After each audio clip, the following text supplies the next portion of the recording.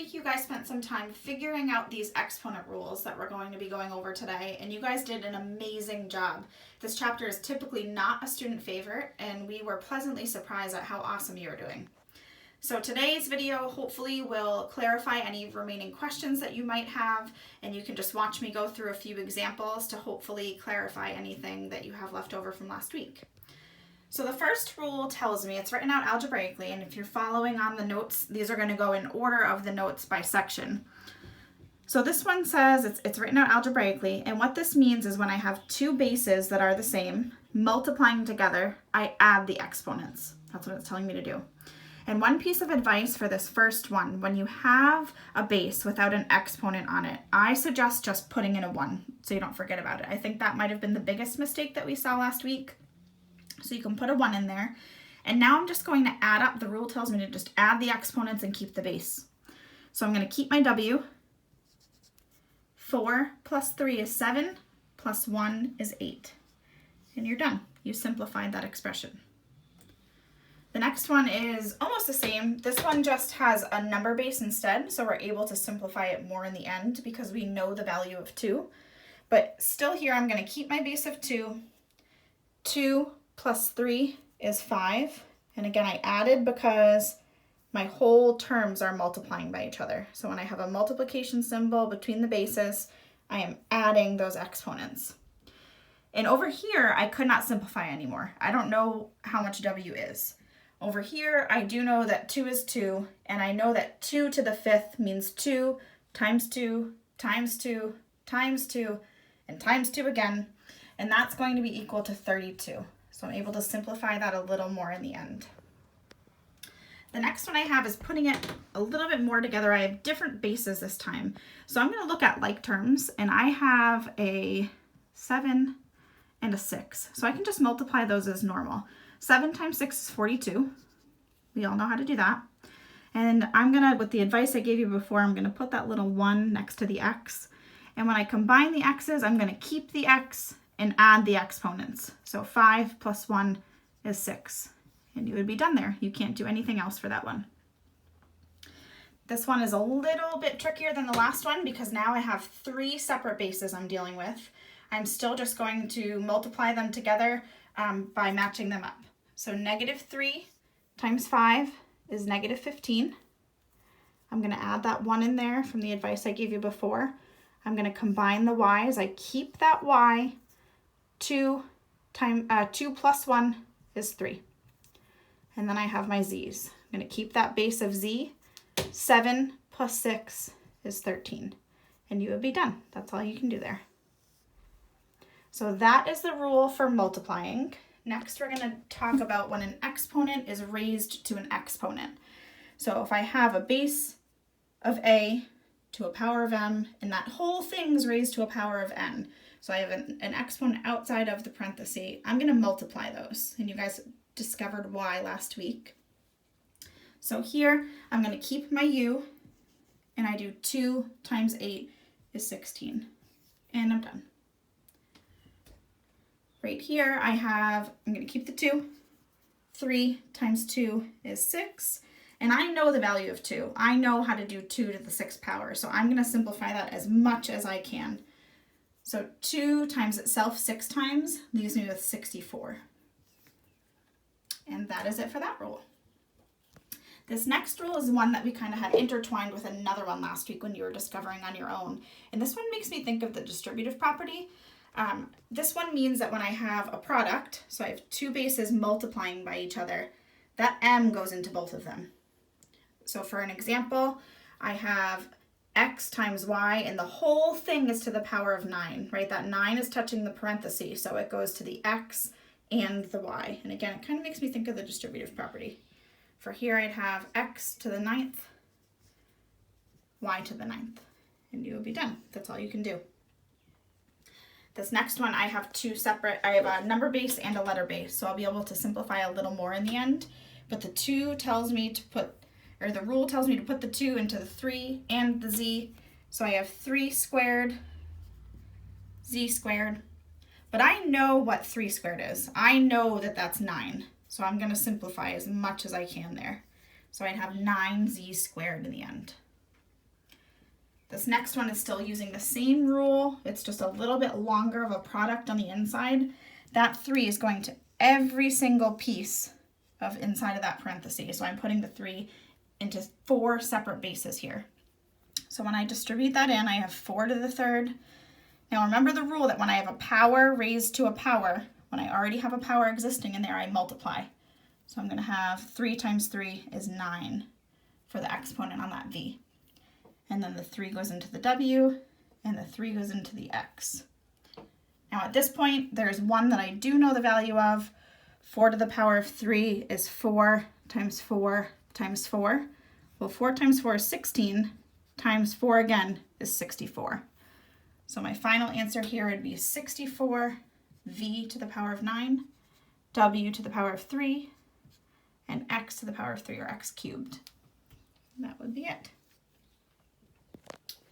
The next rule we have is the division rule. You guys did a really good job figuring this one out. This one states when I have a division problem with the same base, notice how when it's written out algebraically, I have an a and an a, and I have exponents on those bases, I'm able to subtract them.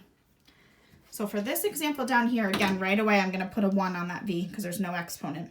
I'm going to keep the v, keep the base. 6 minus 1 is 5. This next one's almost the same thing, but now I have a number base, so I am able to simplify in the end. 6 to the power of 13 divided by 6 to the power of 11. Now, if you didn't know this rule, you would have to write out 6 13 times and write out 6 11 times in order to cancel it out when you expand. But if you know the rule is just to subtract the exponents, you're left with 6 to the power of 2, because 13 minus 11 is 2. And we know that 6 squared is 36. These next two get significantly more involved. Reason being, I have 2 separate letter bases and I have numbers out front. One of the biggest mistakes with a problem like this, which we saw on the investigations this week, we are dividing. That is what's happening here. That's the sign. Although when we divide bases, we subtract the exponents, we need to make sure to actually divide these. We had some people subtracting those to get 4. That would be incorrect. 6 divided by 2 is 3. So 3 is going to be 6 divided by 2 out in front. And now I'm just going to kind of match up my letters. I have a W and a W, so 5 minus 3, we get W squared. And next I match up the x's, and I have x to the 10th divided by x to the 9th, so I subtract those exponents. 10 minus 9 is 1. Now, if we were in school, you'd all be yelling at me, you don't need the 1 there. You don't. You can keep it if you want, or you don't need to have it. It is the same answer either way. This next one looks almost the same, but for this one, we cannot do 10 divided by 15.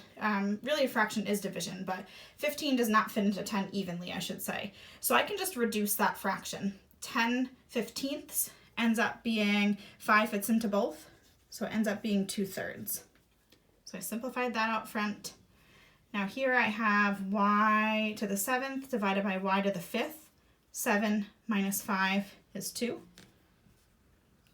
And here I have z to the 9th divided by z to the 9th. Well, 9 minus 9 is 0, and you guys already know the rule. Anything to the power of 0 from that basics lesson, anything to the power of 0 is 1. So those are just canceling out. And this is your answer. You can write it like that, or some kids like to write like 2/3 times y squared. Those two mean the same thing. I like to write it like this. I think it's a little more clear, but either one of those mean the same thing. The next one we have is one that we kind of almost covered, that one back in yellow when we distributed the m to the a and the b. Same thing here. When I have a fraction with an exponent, a fraction raised to an exponent, that exponent goes to both the numerator and the denominator. So for example, down here, that 2 is touching the v and the w. So I have v squared over w squared. Here it's a little bit of the same, but I have numbers, so I can actually simplify in the end. I put the 2 to the 3 and the 5. So I have 3 squared over 5 squared. And I know 3 squared is 9. And I know 5 squared is 25. So I'm going to simplify again as much as you can. So I have 9/25. Next is the 0 rule in purple. You guys already know this, but I just wanted to show you applying it. So a to the power of 0 equals 1. Any number that's not 0 raised to the power of 0 equals 1. X to the power of 0, it's 1. 3 to the power of 0, it's 1. This whole thing in there in the parentheses, see how the 0 is touching the parenthesis? So that 0 is going to everything in there, and this whole thing, negative 3y plus 7, the whole thing, it looks really complicated, but it's just 1. That's it, because that 0 is touching the parentheses, so the whole thing is 1. This one's a little bit different. There's a lack of parentheses here. The 0 is only touching that x. It's only touching the x. So this x to the power of 0 is 1, but I'm left kind of like PEMDAS. I'm going to bring down that 8 and add 5. Well, 8 times 1 is 8, and 8 plus 5 is 13. So we were able to use that power of 0 rule and in order to figure out that whole expression is equal to 13. I have one last rule, and this is the negative exponent rule. And the biggest misconception with negative exponents is that it makes your answer negative. That is not true. What a negative exponent means is that we're dividing it. And you guys did a great job again last week figuring that out on your own. And I'm going to kind of just show you how it works here in case you are still left a little bit confused. So here I have x to the power of negative 2. That does not mean that my answer is negative. It means that I'm going to put it in the denominator. When I divide, it's my denominator. So 1 over x squared, and I'm done.